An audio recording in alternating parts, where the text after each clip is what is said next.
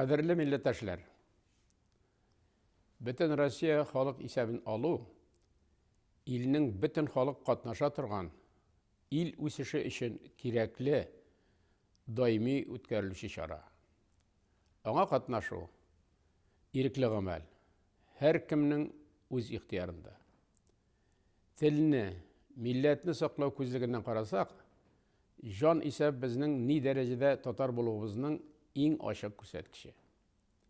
Һәрберебез үз нәселенең, үз гаиләсенең үткәненә күз салсын. Ата-бабалары ничек яшәгән, аларга үз милләтен, телен саклап исән калу бер вакытта да бит җиңел булмаган. Моны тарихтан да беләбез. Кай берәүләр хәтта ватанын, ана телен яки татарча исемен югалтса да, милли җанын югалтмаган. Чөнки милли хис, телисеңме, теләмисеңме, ана сөте белән кирип, каныбызда яши. Ата-бабаларыбызның васыяте аманаты булып яши.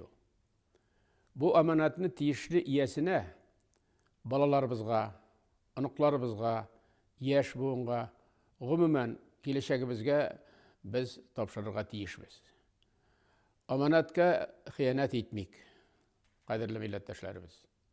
Безгә тапшырылган иң изге аманат ана телебез, милләтебез бездә тукталып, югалып калмаска тиеш. Аны буыннан буынга җиткерү һәрберебезнең милләтебез каршындагы иң җаваплы бурычы. Әти-әниләребезне ярату, ата-бабаларыбызны ихтирам итү билгесе ул. Моны халык исәбендә катнашып, турыдан-туры белдерү иң үтемле, иң нәтиҗәле чара. Без бу хукуклардан әти-әни, әби-бабайларыбыз теләгәнчә горурланып, тулысынча файдаланырга тиешбез. Акыл белән эш итик. Бердәм булыйк. Бердәм булсак, без һич шиксез булдырабыз.